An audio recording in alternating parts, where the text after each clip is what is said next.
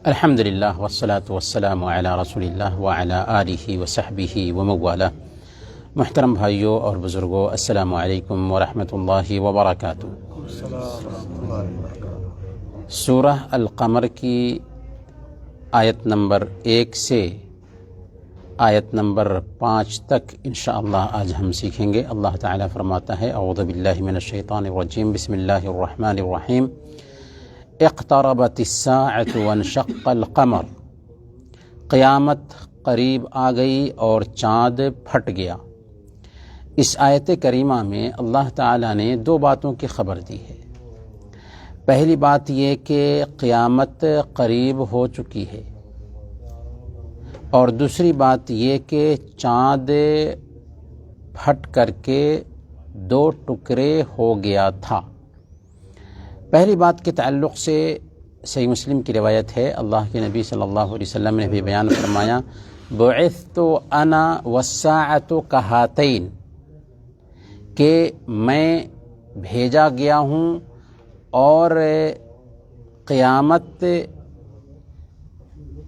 میرے بھیجے جانے کے بعد، میری بعثت کے بعد یوں ہے، اور آپ نے اپنی دونوں انگلیاں ملا کر کے بتائیں، گویا کہ میری بعثت اور قیامت دونوں ملی جلی ہے، متصل ہے۔ میری بعثت اور قیامت کے بیچ دوری نہیں، اور میرے اور قیامت کے بیچ کوئی نبی بھی نہیں آئے گا۔ گویا کہ اس کے اندر اس بات کا اشارہ پایا جاتا ہے کہ قیامت بہت قریب ہے، اس لیے ہمیں قیامت کو دور نہیں سمجھنا چاہیے، بلکہ غفلت میں پڑنے کی بجائے قیامت کے دن کی تیاری کی طرف دھیان دینا چاہیے۔ دوسری بات جو اس آیت کریمہ میں بیان کی گئی ہے وہ یہ ہے کہ چاند پھٹ گیا۔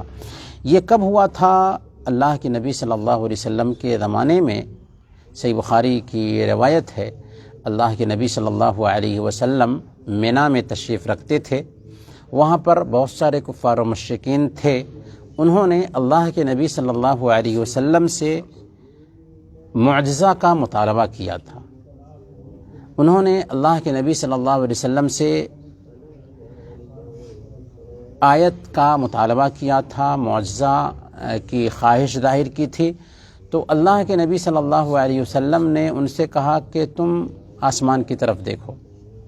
چنانچہ انہوں نے آسمان کی طرف دیکھا، اور وہ دیکھ ہی رہے تھے کہ اسی بیچ چاند 2 ٹکڑے ہو گیا، اور اسے وہ دیکھ رہے تھے، پھر کچھ ہی دیر میں دونوں حصے آپس میں مل گئے، جسے انہوں نے اپنی پیشانی کی آنکھوں سے دیکھا تھا۔ انہوں نے انکار کرنا شروع کر دیا اور کہا کہ نہیں، وعلیکم السلام ورحمۃ اللہ وبرکاتہ، کہا کہ نہیں، یہ جادو لگ رہا ہے۔ تو بات یہ آئی کہ جو لوگ سفر میں ہیں، یہاں پہ موجود نہیں ہیں، وہ آئیں گے تو ان سے پوچھ لینا۔ چنانچہ سفر میں جو لوگ تھے انہوں نے بھی چاند کے ٹوٹنے کا مشاہدہ کیا تھا۔ جب وہ آئے انہوں نے بھی گواہی دی کہ ہاں، ہم لوگوں نے چاند کے ٹوٹنے یا چاند کے پھٹنے کا مشاہدہ کیا ہے، پھر بھی وہ ماننے کے لیے تیار نہ ہوئے۔ اللہ تعالیٰ نے آگے فرمایا: وَإِن يَرَوْا آيَةً يُعْرِضُوا وَيَقُولُوا سِحْرٌ مُسْتَمِرٌ، اور کفار اگر کوئی نشانی دیکھتے ہیں تو منہ پھیر لیتے ہیں اور کہتے ہیں کہ یہ ایک جادو ہے جو پہلے سے چلا آ رہا ہے۔ گویا کہ اس معجزہ کو بھی، چاند کے پھٹنے کے معجزہ کو بھی کفار مکہ نے جادو سے تعبیر کیا تھا۔ سب سے پہلے ہم یہاں ٹھہر کر کے اس نقطے پر گفتگو کرتے ہیں کہ کیا واقعی چاند پھٹا تھا، اور اگر چاند پھٹا تھا، چاند 2 ٹکڑے ہوا تھا، تو اس کا ہم کیسے آج منطقی ناحیہ سے اس کو ہم پیش کر سکتے ہیں؟ تو سب سے پہلی بات یہاں پر یہ ہے، سوچنے کی بات یہ ہے کہ اللہ رب العالمین نے اپنی کتاب میں اس کا ذکر کیا ہے، اور متواتر روایتوں سے اللہ کے نبی صلی اللہ علیہ وسلم سے ثابت ہے کہ چاند پھٹا تھا۔ اسی لیے اس کو ہم اجماعی شکل میں بتا سکتے ہیں کہ واقعی چاند پھٹا تھا، متواتر روایتوں سے یہ ثابت ہے۔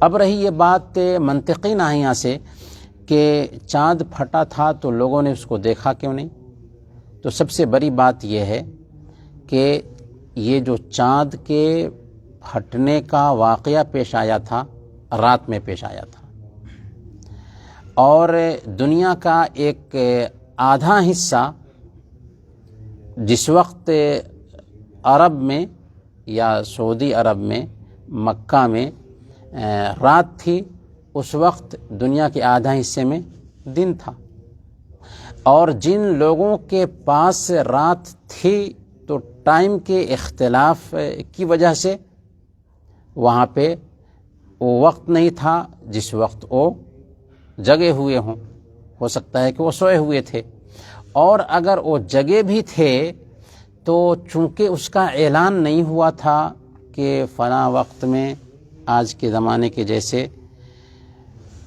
چاند گرہن ہونے والا ہے یا سورج گرہن ہونے والا ہے، کہ ایک انسان اس کی تیاری میں رہے گا، تو چونکہ اچانک یہ واقعہ پیش آیا تھا اس لیے لوگوں نے، جو باہر کے لوگ تھے، ان کو نہیں دیکھا، اور اگر دیکھا بھی ہوگا تو چونکہ اس وقت تاریخ لکھنے کا ایسا تصور نہیں تھا کہ تاریخ میں یہ باتیں آ جائیں، بہت ساری باتیں نہیں آئیں اس وقت کی، اس کے باوجود بھی تاریخ خلیفہ کے مؤلف نے اس بات کی صراحت کی ہے کہ مالابار کا ایک راجا تھا جس نے چاند کے پھٹنے کا مشاہدہ کیا تھا، اور باضابطہ اس تک جب مسلمان ہندوستان میں پہنچے اور اسلام کی تعلیم پہنچی تو اس نے اسلام بھی قبول کیا تھا۔ برکیف یہ تو بالکل طے ہے کہ چاند پھٹا تھا، اور پھر وہ چاند جڑ گیا، جو دراصل اللہ کے نبی صلی اللہ علیہ وسلم کا معجزہ ہے۔ کیا ہے؟ معجزہ ہے، اور آپ کے معجزات میں سے ایک معجزہ چاند کا پھٹنا بھی ہے، جس کا ذکر اللہ نے اس آیت کریمہ میں کیا ہے، اور اللہ کے نبی صلی اللہ علیہ وسلم نے صحیح بخاری اور مسلم کی مستند روایتوں میں بھی اس کا ذکر فرمایا ہے۔ مشرکین نے اسے دیکھا تو کیا کہا؟ وَإِن يَرَوْا آيَةً يُعْرِضُوا وَيَقُولُوا سِحْرٌ مُسْتَمِرٌ، کہ جب بھی وہ کوئی آیت دیکھتے ہیں تو اس سے اعراض کرتے ہیں، منہ پھیر لیتے ہیں، اور کہتے ہیں کہ یہ جادو ہے جو پہلے سے چلا آ رہا ہے۔ وَكَذَّبُوا وَاتَّبَعُوا أَهْوَاءَهُمْ وَكُلُّ أَمْرٍ مُسْتَقِرٌ، اور انہوں نے جھٹلایا اور اپنی خواہشات کی پیروی کی، اور ہر کام کو ایک انجام پر پہنچنا ہے۔ یعنی ان کفار مکہ نے جب چاند کے پھٹنے کو دیکھا تو اسے جھٹلایا، کہا کہ یہ جادو ہے، یہ حقیقت نہیں ہے، جو محمد بتا رہے ہیں صلی اللہ علیہ وسلم وہ حقیقت نہیں ہے، بلکہ یہ جادو ہے۔ وَاتَّبَعُوا أَهْوَاءَهُمْ، اور انہوں نے اپنی خواہشات کی پیروی کی۔ خواہشات کی پیروی کس بنیاد پر؟ حسد کی وجہ سے۔ خواہشات کی پیروی کس بنیاد پر؟ کہ اپنے باپ داداؤں کے طریقے پر چلیں گے، اس لیے انہوں نے خواہشات کی پیروی کی۔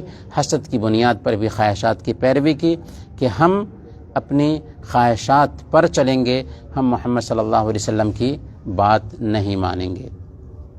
اسی لیے اللہ فرماتا ہے فَإِن لَّمْ يَسْتَجِيبُوا لَكَ فَاعْلَمْ أَنَّمَا يَتَّبِعُونَ أَهْوَاءَهُمْ، کہ اگر یہ آپ کی نہیں مانتے ہیں، آپ کی بات نہیں مانتے ہیں، تو جان لیجئے کہ وہ اپنی خواہشات کی پیروی کر رہے ہیں۔ تو جو آدمی شریعت کو فالو نہیں کرے گا، حقیقت میں وہ خواہشات کی پیروی کرنے والا ہے۔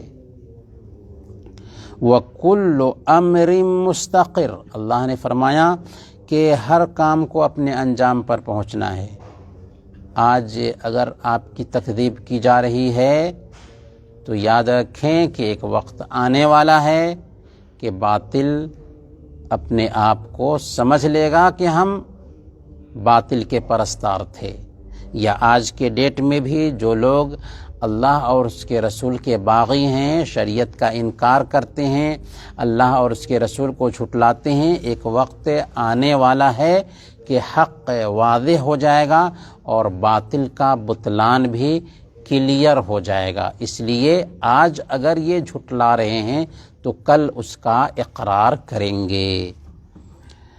اس کے بعد اللہ فرماتا ہے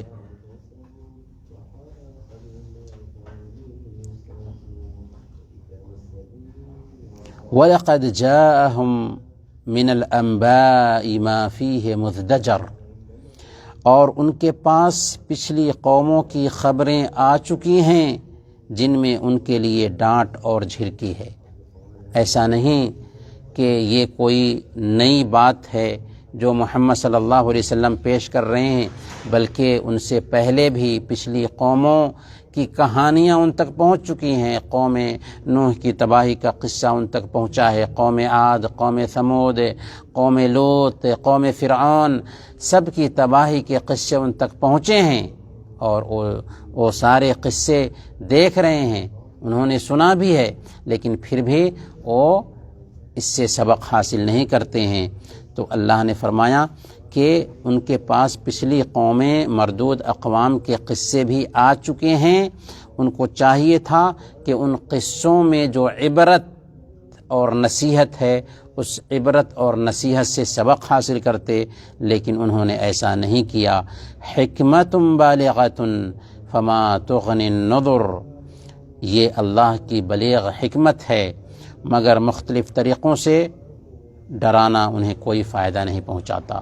یعنی ان قصوں میں جو اللہ نے اپنی کتاب میں بھی، قرآن کریم کا 1/3 حصہ قصوں پر مشتمل ہے، جس میں پچھلی قوموں کے واقعات بیان کیے گئے ہیں عبرت کے لیے، نصیحت کے لیے۔ اللہ نے فرمایا اس کے اندر بڑی بلیغ حکمتیں تھیں جن کو اللہ نے بیان کیا ہے تاکہ ان سے لوگ عبرت حاصل کرتے، سبق حاصل کرتے، لیکن ایسے لوگوں کے لیے ڈرانا کوئی فائدہ نہیں دیتا جو ہدایت حاصل کرنا نہیں چاہتے۔ تو وہی بات اللہ نے فرمائی کہ ان قصوں میں تو عبرت کا سامان تھا، لیکن عبرت اس سے وہ لوگ حاصل کرتے ہیں جو حقیقت میں ہدایت کے خواہاں ہوں۔ جو لوگ ہدایت نہیں چاہتے، قصے جو عبرت کے لیے بیان کیے جاتے ہیں ان سے وہ ہدایت حاصل نہیں کر پاتے۔ برکیف یہ کچھ آیتیں تھیں جن میں اللہ رب العالمین نے بہت اہم پیغام دیا ہے۔ اللہ تعالیٰ سے دعا ہے کہ اللہ تعالیٰ ہم سب کو قرآن کریم سمجھنے اور اس کے پیغام پر عمل کرنے کی توفیق عطا فرمائے۔ آمین۔ وصلی اللہ علی نبینا محمد وعلی آلہ وصحبہ۔